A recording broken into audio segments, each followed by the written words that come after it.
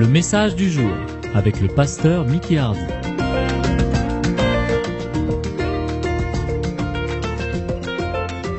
Ouvrez votre Bible avec moi ce matin dans l'épître de Paul aux Romains au chapitre 11. Ce matin, je veux vous donner encore un avertissement. J'en ai plein en ce moment. Romains chapitre 11.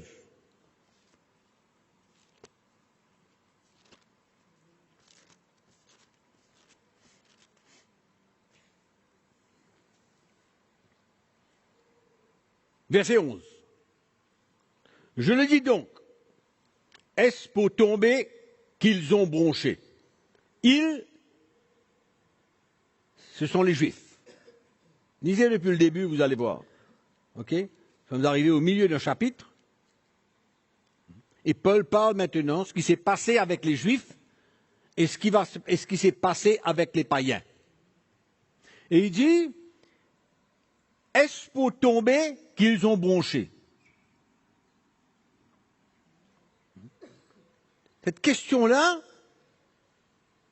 dans un français un petit peu plus simple, c'est est-ce qu'ils sont tombés pour être perdus? Est-ce que les Juifs sont tombés pour être perdus? C'est la question que Paul pose. Il dit, loin de là, pas du tout. Ils ne sont pas tombés pour être perdus. On va voir la raison pourquoi ils sont tombés. Pourquoi ils n'ont pas cru dans le Messie?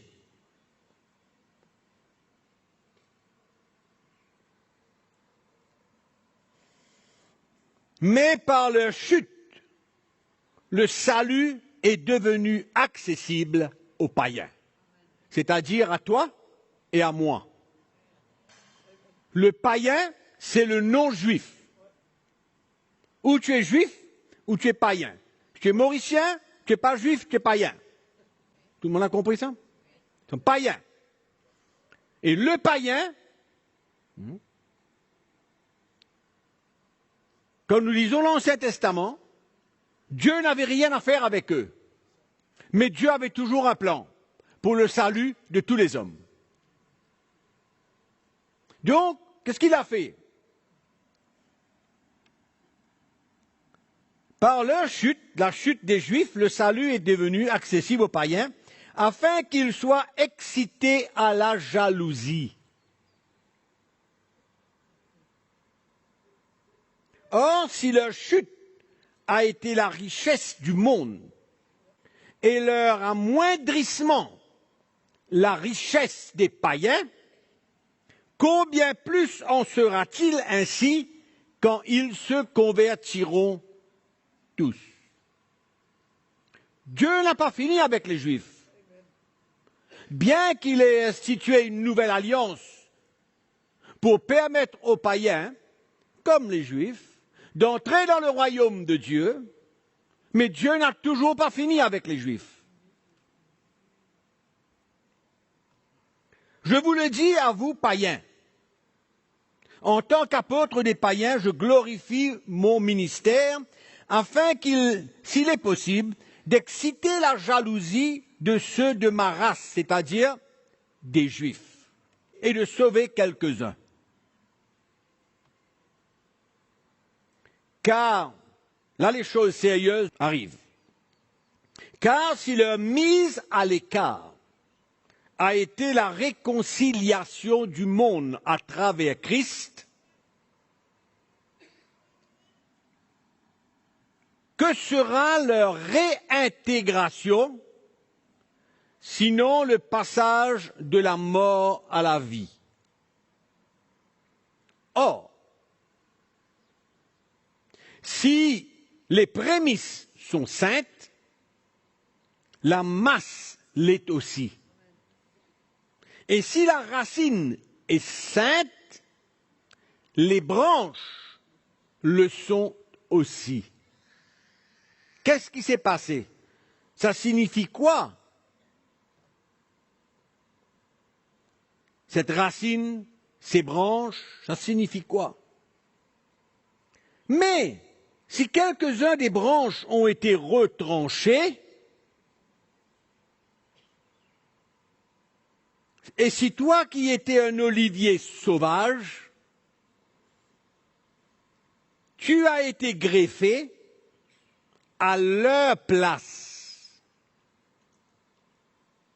et rendu participant de la racine nourricière de l'olivier, ne te glorifie pas aux dépens de ses branches. Si tu te glorifies, sache que ce n'est pas toi qui portes la racine, mais que c'est la racine qui te porte. Tu diras donc, les branches ont été retranchées afin que moi, je sois greffé. Cela est vrai. Elles ont été retranchées pour cause d'incrédulité, et toi, tu subsistes par la foi. La foi en Christ. Ne t'abandonne pas à l'orgueil, mais crains. Car si Dieu n'a pas épargné les branches naturelles de l'olivier naturel, les Juifs, Dieu ne les a pas épargnés. Si Dieu ne les a pas épargnés, à cause de leur incrédulité, ils ont été coupés. Et quand ils furent coupés, nous avons été greffés à l'olivier naturel. Vous avez compris là? Qu'est-ce qui s'est passé? Ok? Donc, il dit, ne t'abandonne pas à l'orgueil, parce qu'aujourd'hui, tu es sauvé. Aujourd'hui, tu es participant de la grâce de Dieu. Ne t'enorgueillis pas, mais crains. Et une crainte dans ton cœur, car Dieu a permis que par sa grâce, tu sois sauvé. Donc, ne te sens pas meilleur et fais attention à la manière que tu vis. C'est ça l'avertissement de Paul ici aux païens. C'est ça l'avertissement de Paul. Maintenant que tu es sauvé et que tu as été greffé à l'olivier naturel, ne sois pas orgueilleux, mais crains. Et une crainte dans ton cœur.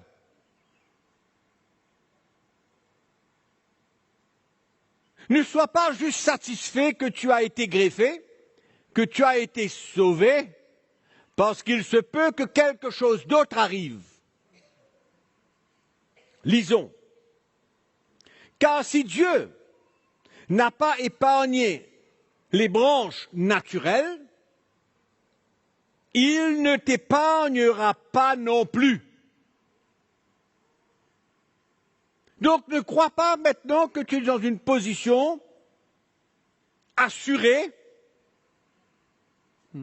qu'un jour, parce que tu as été greffé, tu resteras toujours greffé.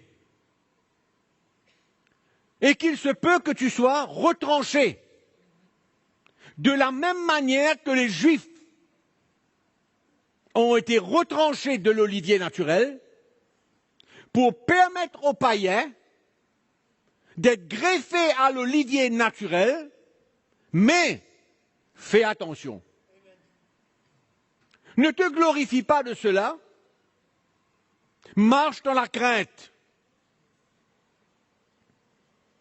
Car si Dieu n'a pas épargné les branches naturelles, il ne t'épargnera pas non plus. Considère donc la bonté et la sévérité de Dieu. la bonté de Dieu envers nous, la sévérité de Dieu envers ceux qui sont tombés,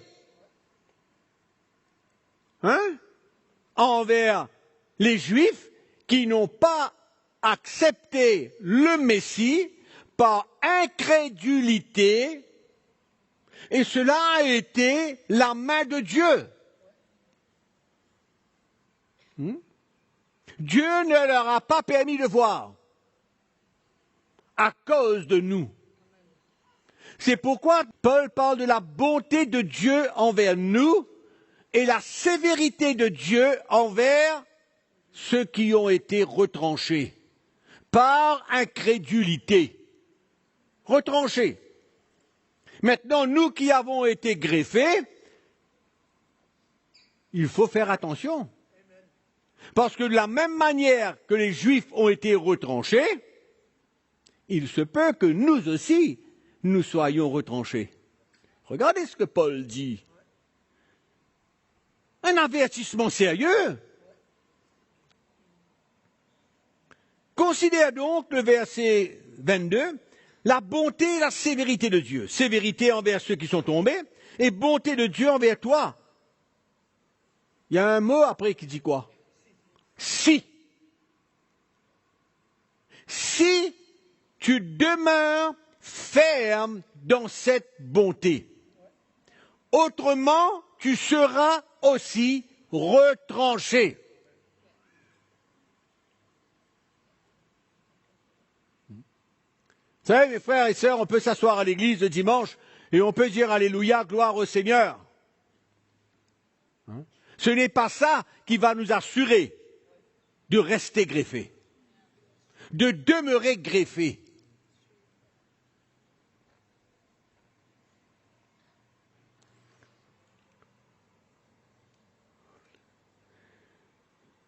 Donc je relis ce verset.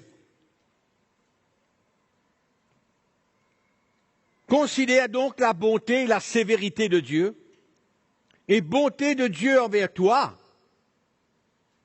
Envers toi. Il y a eu un endurcissement de la part des Juifs, une grâce qui est venue dans la vie des païens, qui a emmené le salut. Et maintenant l'apôtre Paul dit, c'est très bien, mais fais attention. Ce n'est pas parce que tu as été greffé que c'est obligatoire que tu restes greffé. Il y a une possibilité d'être retranché de la même manière que les Juifs ont été retranchés de l'olivier naturel. C'est la parole de Dieu. C'est pourquoi, mes frères et sœurs, dans ces derniers temps, je répète et je répète et je répète, il faut arriver à se soumettre, il faut arriver à prendre au sérieux la parole de Dieu. Paul n'a pas écrit ça pour rien.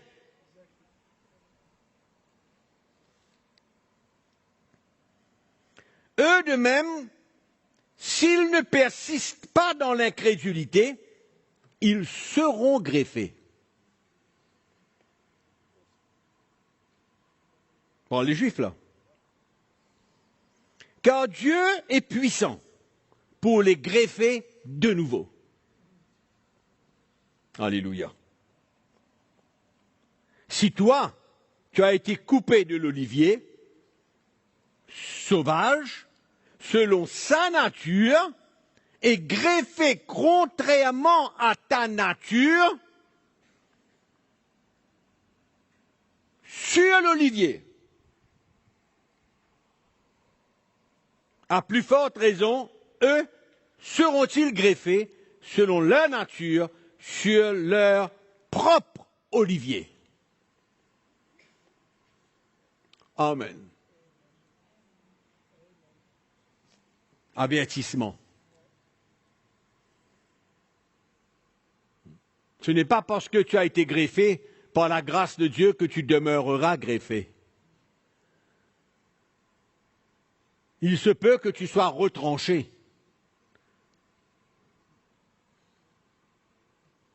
Il y a eu dans l'Église pendant ces quelques décennies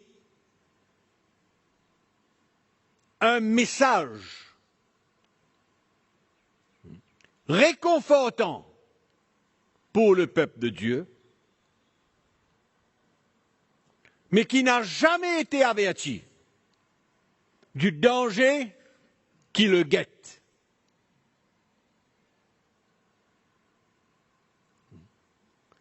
Toutes les paroles ont été positives. On a montré au peuple de Dieu que tout est bon et que tout lui appartient et que tout est à lui et que Dieu est tellement bon qu'il va toujours être là pour nous et donc que chacun vive sa vie comme bon lui semble. C'est exactement le contraire de l'esprit de l'Évangile. Vous savez, l'apôtre Paul a eu beaucoup de problèmes. L'Épître aux Romains, il en parle. L'Épître aux Galates, Paul a eu beaucoup de peine pour rattraper ces chrétiens. Pourquoi? Parce que le chrétien se cachait derrière la liberté pour pécher. Par contre, les Hébreux, eux, ils se sont cachés derrière la loi juive pour pécher. Ce n'était pas seulement une nouvelle compréhension qu'ils avaient eue, ils étaient juifs, ils sont venus chrétiens, convertis. Ce n'était pas seulement un retour vers le judaïsme, mais ils se sont cachés derrière le judaïsme pour pouvoir pécher volontairement. Et comme dans le livre des Galates, quand Paul parle au chapitre 5, le verset 17, je crois que c'est, il dit, n'utilisez pas la liberté comme un moyen pour vous de vivre selon la chair. Non? Les œuvres. Se cacher derrière les œuvres de la loi, se cacher derrière. Et puis, la liberté, pour en même temps faire ce qu'on veut.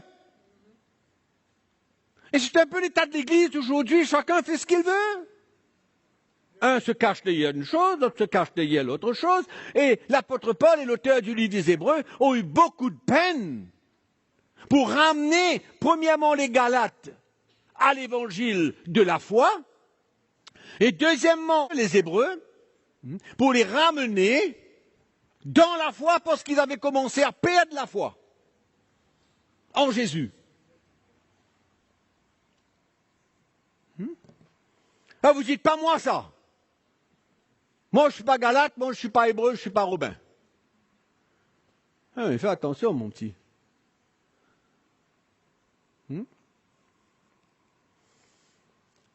Ouvrez votre Bible avec moi dans Hébreux, chapitre 3.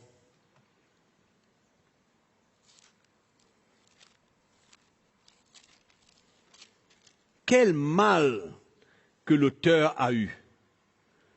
Beaucoup de mal pour essayer de garder ces chrétiens dans la foi. Il y a eu beaucoup de partages, 13 chapitres, pour essayer d'expliquer. 13 chapitres de partage pour mettre en garde, pas seulement pour les ramener, mais pour leur montrer le danger de perdre leur salut. C'était ça le point capital.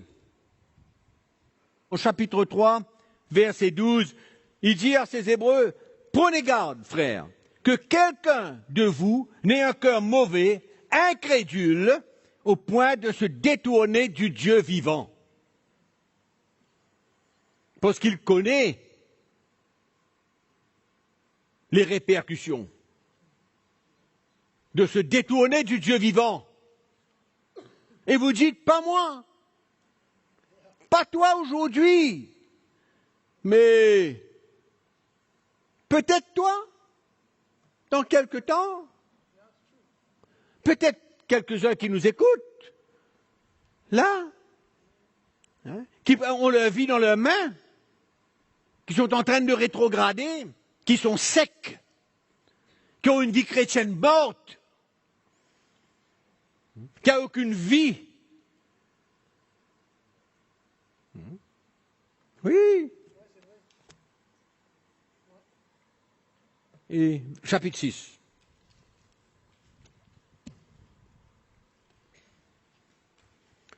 Le verset 1 nous dit, c'est pourquoi, laissant les éléments de la parole de Christ, on ne va pas parler de ces éléments de la parole de Christ, mais il y a quelques mots qu'il dit. Il dit, tendons à ce qui est parfait.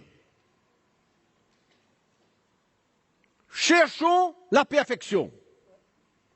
C'est ça qu'il dit. Laissons les éléments élémentaires, les principes élémentaires, laissons cela. Mais tendons vers la perfection. Et le verset 4, il dit, car il est impossible que ceux qui ont été une fois éclairés,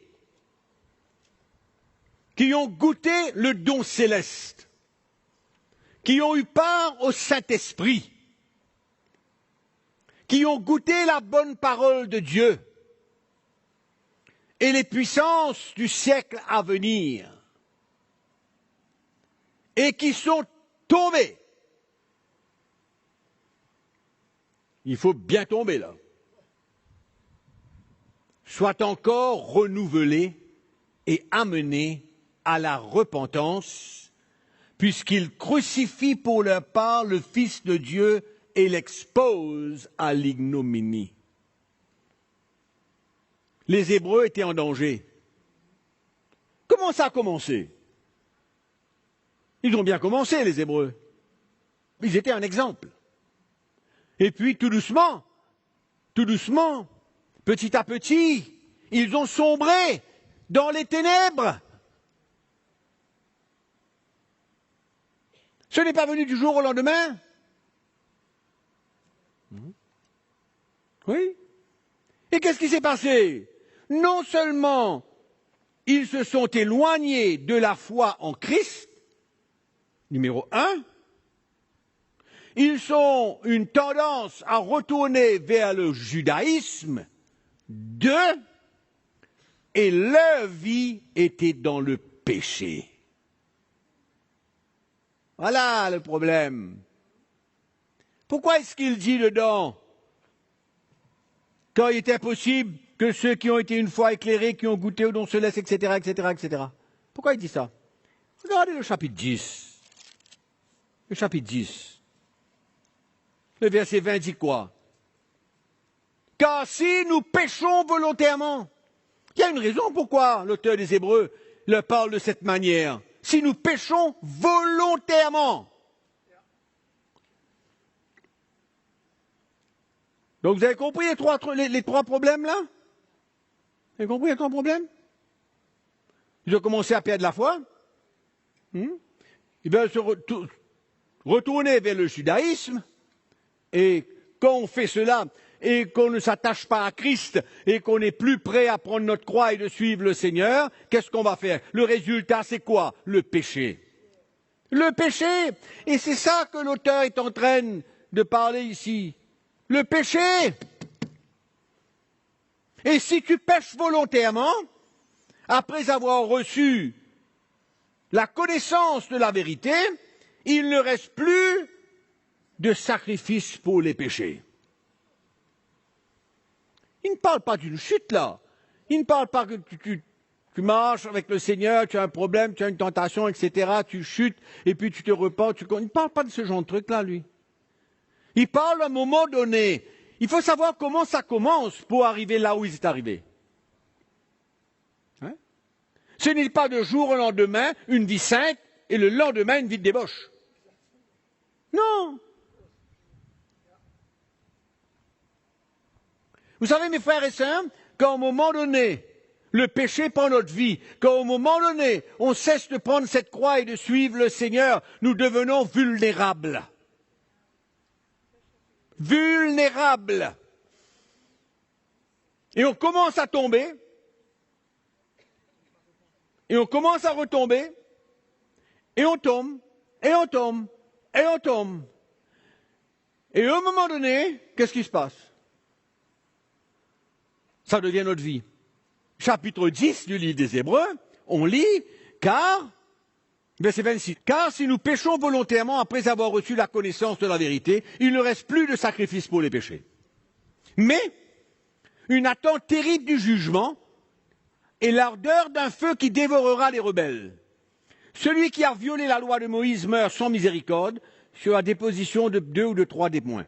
De quel pire châtiment pensez-vous que sera jugé digne celui qui aura foulé aux pieds le Fils de Dieu, qui aura tenu pour profane le sang de l'alliance par lequel il a été sanctifié et qui aura outragé l'esprit de la grâce?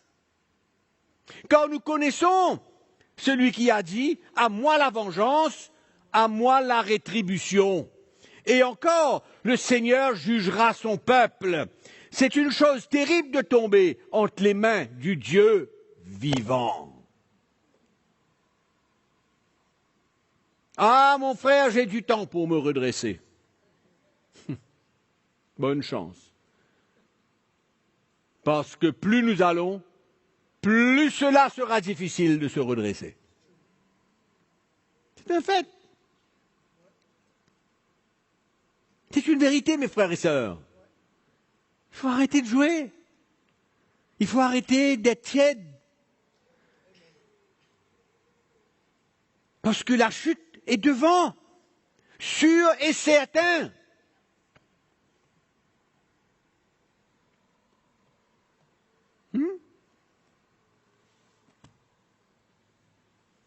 Vous ne pouvez pas vous cacher derrière la loi et continuer à pécher. Vous ne pouvez pas vous cacher derrière la liberté et continuer à pécher.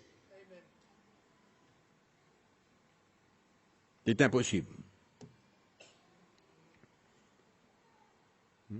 C'est pourquoi, si vous regardez au chapitre 12, le livre des Hébreux toujours, qu'est-ce que l'auteur dit? Le verset 1. Il dit quoi? Nous donc aussi, il les a bien rincés, il les a bien donné ce qu'il fallait donner, maintenant il apporte la solution. Où est la solution? Nous donc aussi, puisque nous sommes environnés d'une si grande nuée de témoins, rejetons tout fardeau et le péché qui nous entoure si facilement. Pourquoi il parle du péché là? Pourquoi il parle du péché là? Parce qu'ils étaient tombés dedans même. Dedans même. Il n'y a pas d'autre moyen de servir le Seigneur et continuer une vie propre que de prendre sa croix et de le suivre. Il n'y en a pas. Il n'y en a pas. Du reste, l'apôtre Pierre parle de ça dans sa deuxième épître au chapitre 4. Il est clair, il est tellement clair. Il dit le seul moyen de pouvoir être libéré du péché, c'est de mourir à soi-même, de prendre sa croix et de suivre Christ. Simple comme tout. Et ici, l'auteur du livre des Hébreux, qu'est-ce qu'il nous dit? Prenez comme exemple Jésus. Prenez son exemple. Encouragez-vous par l'exemple de Jésus. Gardez vos regards sur lui. Dans quelle attitude il a été à la croix? Comment il a été prêt de souffrir? D'abandonner sa vie, d'accomplir la volonté de Dieu.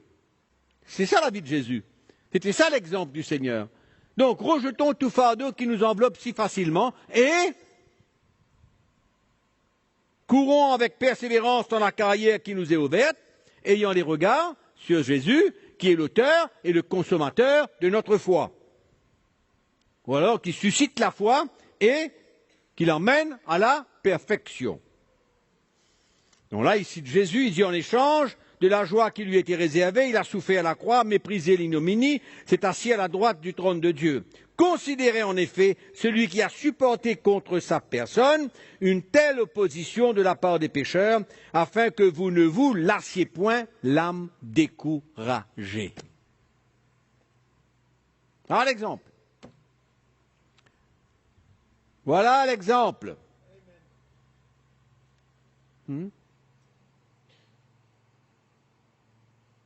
Et l'auteur des Hébreux nous avertit du danger. Romain nous dit, Paul aux Romains, il dit quoi? C'est bien, vous êtes sauvés, mais attention d'être retranchés. De la même manière que les Juifs ont été retranchés de l'olivier naturel. Attention! C'est pourquoi la vie chrétienne, de plus en plus, va être une séparation totale. Tu ne pourras plus t'asseoir avec les méchants. Tu ne pourras plus t'asseoir avec les pécheurs, à moins que Dieu ouvre une porte pour toi en témoigner. Mais t'asseoir avec eux pour les écouter, t'asseoir avec eux juste pour la compagnie, dangereux. Tu ne pourras plus faire ça. Peut-être qu'aujourd'hui, tu es encore un petit peu attaché à petit copain, petite copine. Fini, il n'y aura plus ça.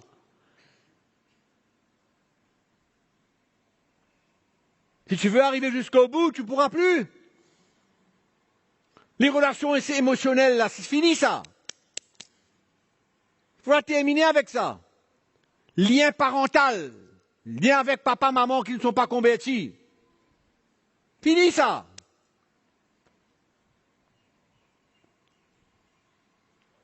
De plus en plus, il y aura un détachement complet avec tout ce qui touche le péché. Tout. Couper relation avec celui-ci. Ne mange pas avec celui-là. Ne te mets pas à table avec lui. Tout ça, il y a dans la parole de Dieu. Oui, il y a tout ça dans la parole de Dieu. Au fur et à mesure, on va voir tout ça. On va parler de tout ça au fur et à mesure. Parce qu'on ne pourra pas avoir de compromis si on veut vraiment persévérer et arriver au but. Non? On va tomber en route. Ça sera trop dur. Il y a des plans de l'ennemi devant nous. Il y a des pièges du diable devant nous. Qui connaît ces pièges? Qui connaît les pièges du diable? On ne connaît pas les pièges de l'ennemi. On ne sait pas ce qui nous attend demain. On ne sait pas ce qu'il y aura dans 6 mois. On ne sait pas quelle personne on va rencontrer dans 6 mois. On ne connaît pas. On ne connaît pas.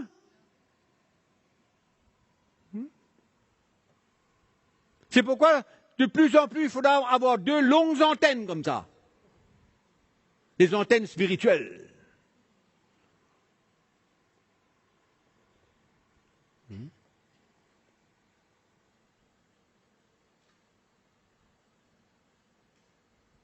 L'Église, dans le monde,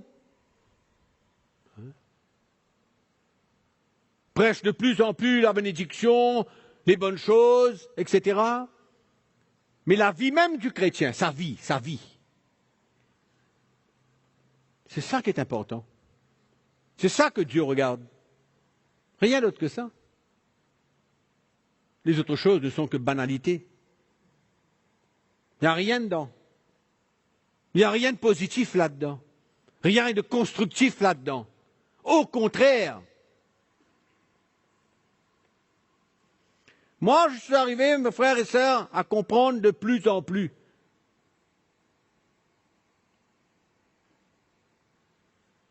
que comme le chrétien est un petit peu bien, un petit peu confortable, il rétrograde.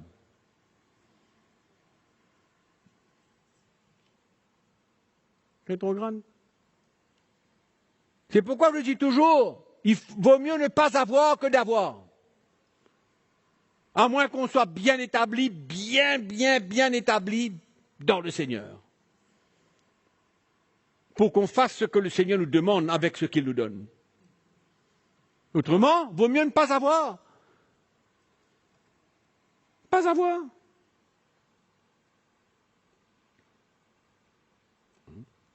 Il y a deux messages que les Africains écoutent et entendent.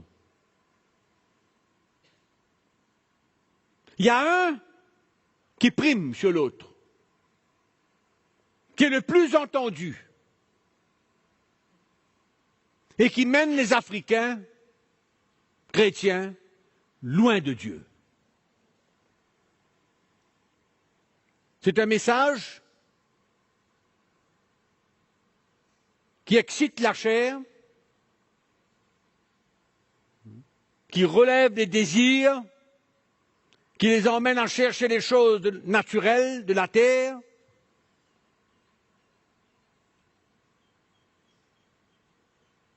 qui éloigne le cœur de Jésus. Et j'ai l'habitude de leur dire, soyez fiers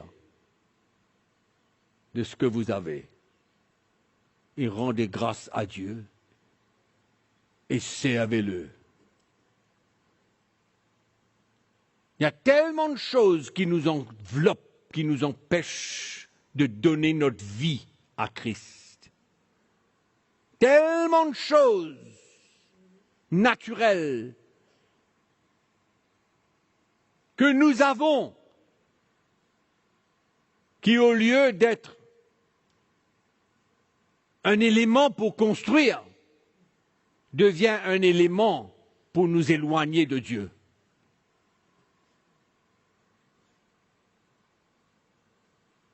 Le plus de distractions que nous avons, le plus facile cela est pour nous éloigner du Seigneur. Oui? Le plus de confort que nous avons est un élément pour nous éloigner du Seigneur. À moins que on est prêt à vraiment donner notre vie et perdre notre vie pour servir le Seigneur.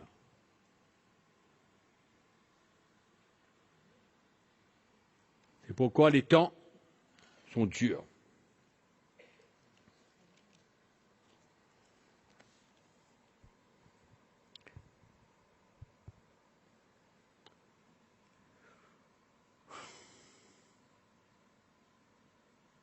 Chapitre 12, et je termine.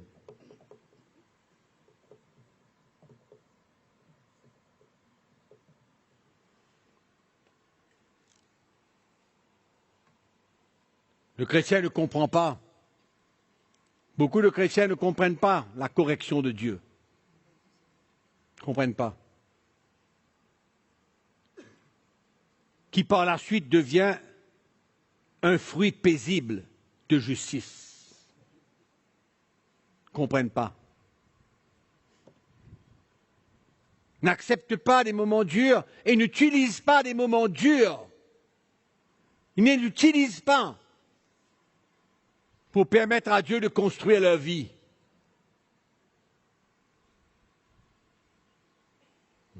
De s'approcher davantage du Seigneur. Quand nous traversons une secousse, quand Dieu nous secoue, quand Dieu ébranle notre vie, c'est ça le moment de s'approcher davantage de lui et d'ouvrir notre cœur à tout ce qu'il veut accomplir dans nos vies. Ouais.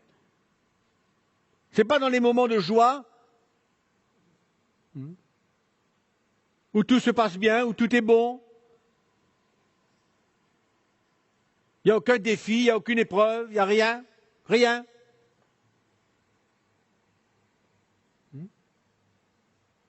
Mais c'est dans les moments durs que Dieu se permet de nous corriger. Il se permet de travailler dans nos vies.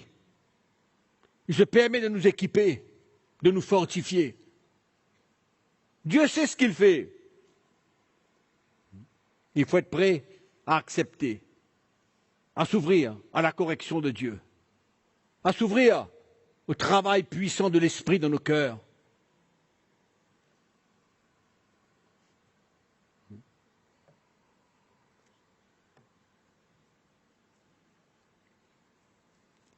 Dans Hébreux chapitre 12,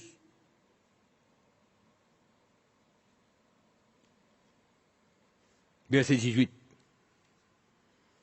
Vous ne vous êtes pas approchés d'une montagne qu'on pouvait toucher et qui était embrasée par le feu, ni de la nuée, ni des ténèbres, ni de la tempête, ni du bruit des paroles telles que ceux qui l'entendirent demandèrent qu'il ne leur en soit pas adressé une de plus, car ils ne supportaient pas cette déclaration. Même si une bête touche la montagne, elle sera lapidée. Et ce spectacle était si terrible que Moïse dit « Je suis épouvanté et tout tremblant. » Mais vous, vous êtes approchés de la montagne de Sion, de la cité du Dieu vivant.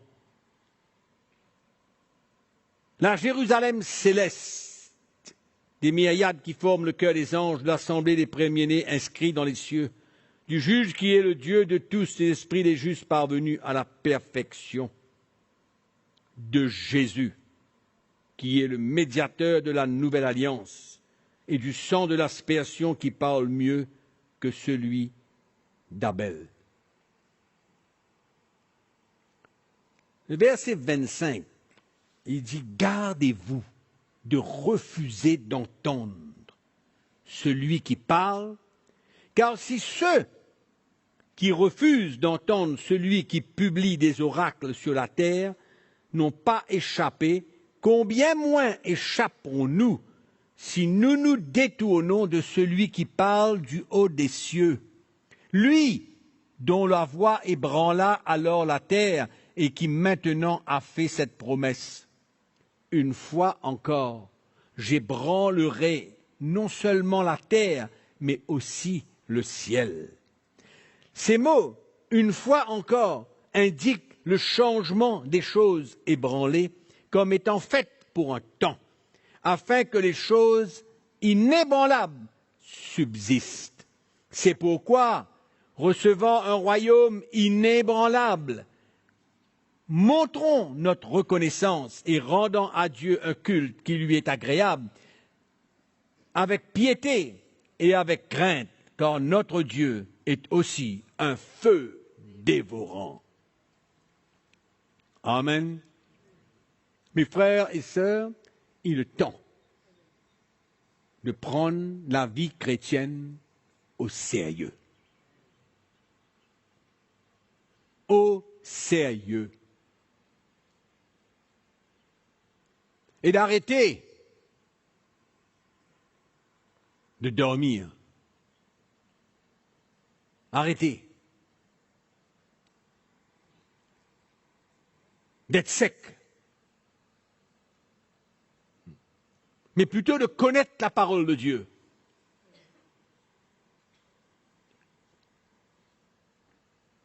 Construire cette relation avec Jésus. Devenir fort.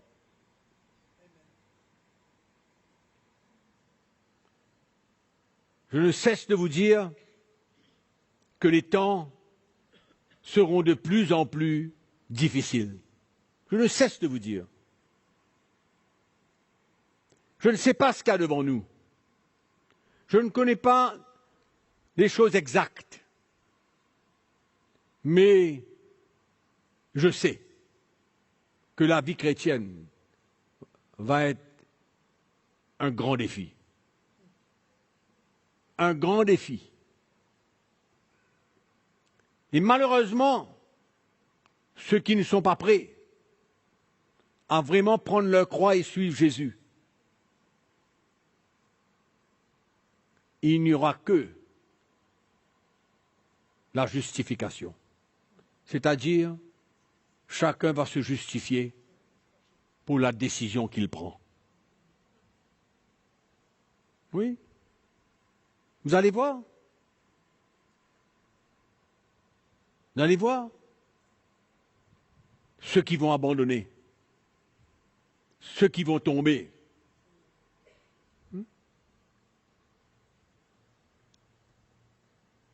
C'est marqué, ça.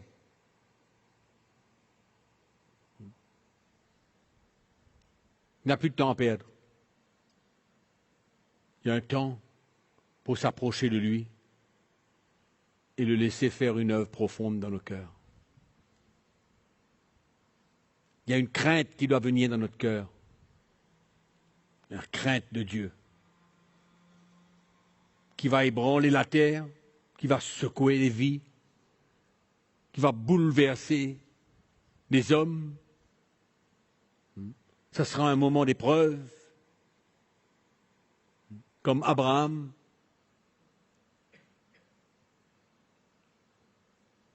D'aller sacrifier son fils. Des demandes sur notre vie de plus en plus.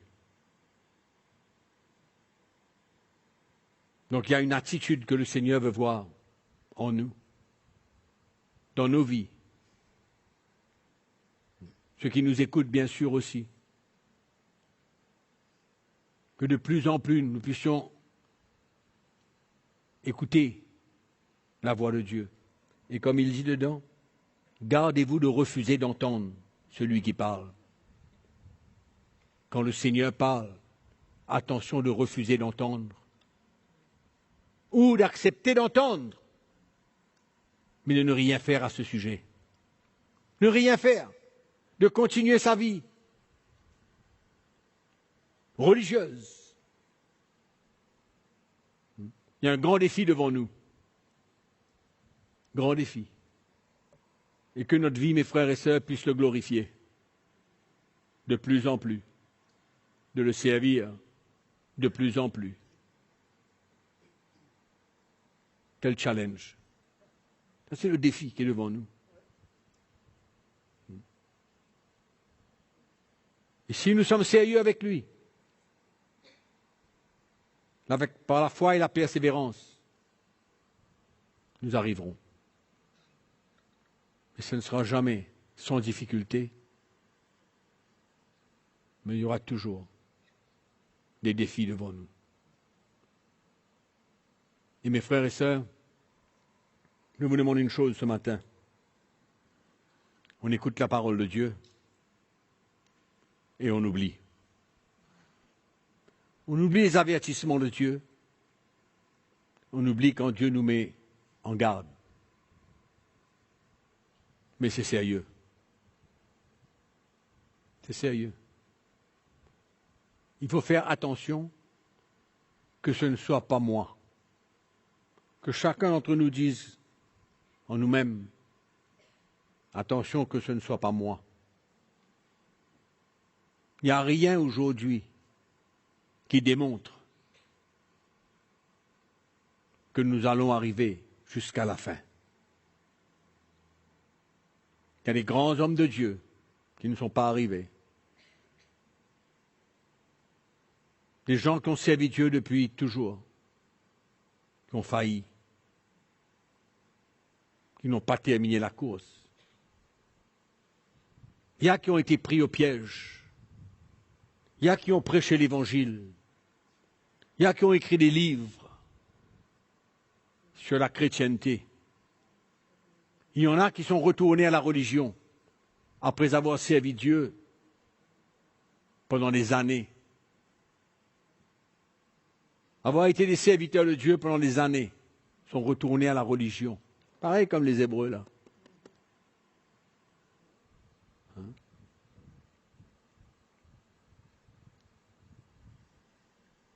Nous sommes tous vulnérables.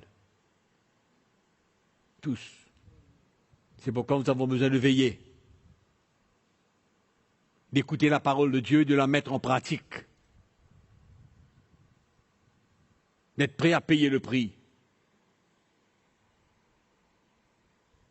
Le Seigneur ne veut pas qu'aucun d'entre nous tombe en route à mi-chemin, mais qu'on puisse tous terminer la course. Et moi, c'est mon devoir de vous mettre en garde, de vous avertir de tous les dangers qu'il y a. de tous les défis qui nous attendent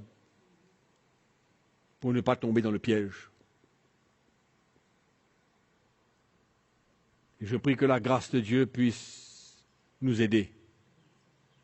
Mais la grâce de Dieu viendra toujours dans la vie de ceux qui le cherchent, dans la vie de ceux qui sont prêts à le suivre, à mettre en pratique ce qu'ils entendent. Il y aura toujours une grâce de Dieu. Ça devient normal. Mais ne refusons pas d'entendre la voix de celui qui parle d'en haut. Et plus on va, plus on entendra des messages d'avertissement. Plus on va. Parce que le Seigneur veut nous protéger. Il veut nous préserver de la chute, de l'éloignement, de l'abandon. C'est son désir. Donc je bénis le Seigneur pour tous ces hommes de Dieu qui, par l'Esprit, ont écrit des expériences des églises, expériences des hommes qui ont suivi Dieu et qui ont arrêté comme des masses, des exemples de tous les problèmes qu'il y a eu dans l'Église pour les chrétiens et abandonner la foi, reculer, retourner en arrière, retourner à la religion, devenir secs, morts, perdu leur premier amour, plus de zèle, plus rien. Je rends grâce à Dieu que nous trouvons dans la parole de Dieu. Pour aujourd'hui, pour les moments que nous vivons, nous trouvons la fidélité de Dieu à travers les hommes qui ont osé parler de la part de Dieu, qui ont osé nous avertir de tous les dangers qu'il y a devant nous. C'est extraordinaire, extraordinaire. Donc nous avons ces dangers devant nous. Il y en aura. C'est pourquoi, mes frères et sœurs, équipons-nous. N'écoutons pas la parole de Dieu comme ça. Prenons au sérieux. Mettons notre vie en ordre. Restons sur les rails. Restons branchés. Et permettons le Seigneur de nous équiper davantage, de nous fortifier, afin qu'on termine la course et que nous soyons des exemples. Amen. Je vous lis un texte, un verset.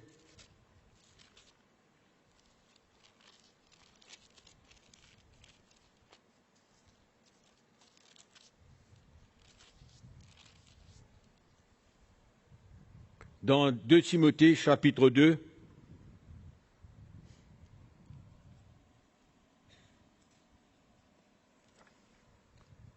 verset 19.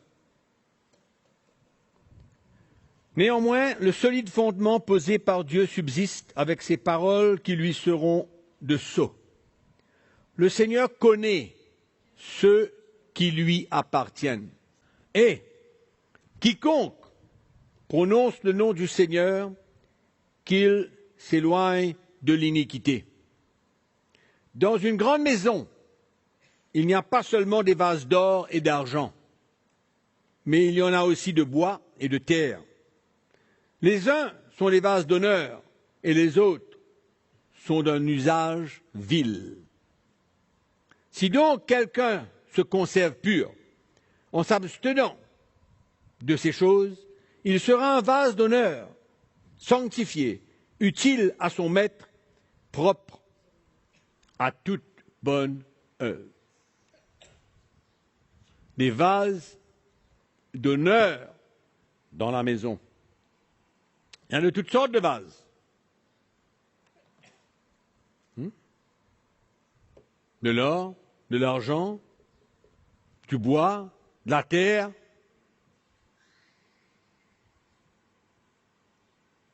Mais il y en a des vases d'honneur. C'est ça que le Seigneur nous appelle, à devenir des vases d'honneur, sanctifiés, unis, propres à toute bonne œuvre. Amen. Un défi encore. Un défi, un challenge. Et c'est ça que vous allez entendre de plus en plus dans les derniers jours. Défis, challenges, les dangers qu'il y a devant nous pour que Dieu puisse nous protéger. Amen. Et quand nous sortons d'ici, mes frères et sœurs, il faut agir. Il faut agir. Il faut arrêter d'écouter seulement. Il faut agir. S'il y a des choses à mettre de l'ordre, il faut les mettre de l'ordre. S'il y a des choses à abandonner, on abandonne. Hein? Pour notre bien. Amen. Mettez-vous debout, on va prier le Seigneur. Merci de nous avoir suivis. À bientôt.